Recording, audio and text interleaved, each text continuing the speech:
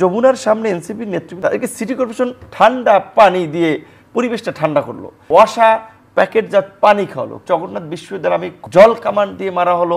তারা তো যমুনা দখল করতে আসেনি। আওয়ামী লীগ নিষিদ্ধের দাবিতে এনসিপির নেতৃবৃন্দ শুধু তারা না, কিন্তু তারা কিন্তু সব রাজনৈতিক দলকে নিয়ে যমুনার সামনে আপনার আন্দোলন করেছে। আমাদেরকেও ইনভাইট করেছিল, আমরা সেখানে যাইনি, কারণ আমরা আওয়ামী লীগ নিষিদ্ধ চাই, গণহত্যার বিচার চাই, কিন্তু সেটা একটা প্রক্রিয়ার মধ্যে দিয়ে।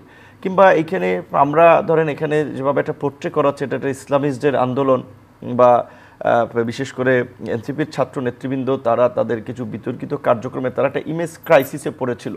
সো তাদের ওই আবার লিডারশিপে কামব্যাক করার জন্য তাদের একটা ওয়ে বা একটা প্রোগ্রাম নেওয়াটা দরকার ছিল। ওই জন্য তারা চিন্তা করছে এইটাই একমাত্র প্রোগ্রাম যেখানে ডাকলে সবাই আসবে।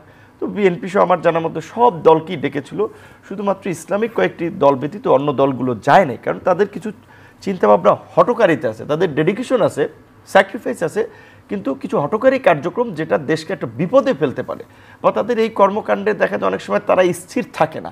মাঝখানে তারা ধরেন রাষ্ট্রপতির পদত্যাগের দাবি তুললো, আবার দেখেন থেমে গেল তারা। আবার যখন উপদেষ্টা হিসেবে এই বশির সাহেব এবং আপনার এই ফারুকি সাহেবকে দেওয়া হলো, তারা ঢাকা বিশ্ববিদ্যালয়ে মশাল মিছিল দিয়েছিল। ওই একদিন একটা মিডিয়াবাজি করার জন্য, মিডিয়ায় আসার জন্য করলো, আবার সরে গেল। তো এখন কথা হচ্ছে, যদি কোনো যৌক্তিক বিষয়ে প্রয়োজন হয় তাহলে সেটা শুরুর শেষ পর্যন্ত লেগে থাকতে হবে। তো তারা ওইটা করে নাই।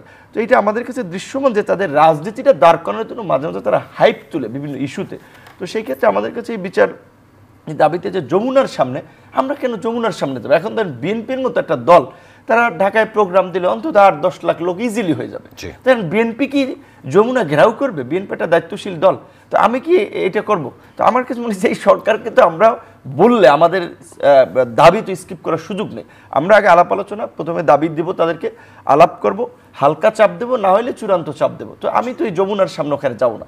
এখন এই যমুনার সামনে এনসিপির নেতৃবৃন্দ, যেখানে আপনারা টেলিভিশন পত্রপত্রিকা দেখছেন, বিবিসিতে নিউজ হয়েছে, আন্দোলন করলো, তাদেরকে সিটি কর্পোরেশন ঠান্ডা পানি দিয়ে পরিবেশটা ঠান্ডা করলো, আবার এই ওয়াসা প্যাকেটজাত পানি খাওয়ালো, কেউ কেক খাওয়ালো।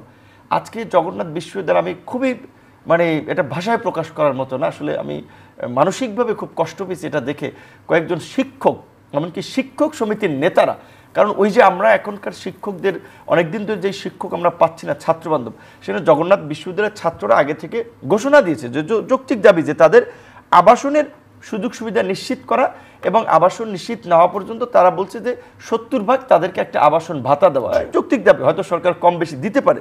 সেকেন্ড হচ্ছে যে তাদের যে এই হলের যে আপনার নির্মাণ কাজ রয়েছে সেটা দ্রুত গতিতে সম্পন্ন করা, এবং জগন্নাথ বিশ্ববিদ্যালয় আসলেই ঢাকার মধ্যে একটা বিশ্ববিদ্যালয় হিসেবে জাহাঙ্গীরনগর, জগন্নাথ কিংবা রাজশাহী বিশ্ববিদ্যালয় যেভাবে গুরুত্ব দেওয়া হয় রাষ্ট্রীয় পর্যায় থেকে, জগন্নাথ বিশ্ববিদ্যালয়টা এমনি সম্ভবত বিএনপি আমলে বেগম খালেদা জিয়া এটা আপনার করেছিলেন, যে কারণে আওয়ামী লীগ ওইভাবে খুব বেশি ইনফ্রাস্ট্রাকচারের ক্ষেত্রে ইম্পর্টেন্স দেয়নি।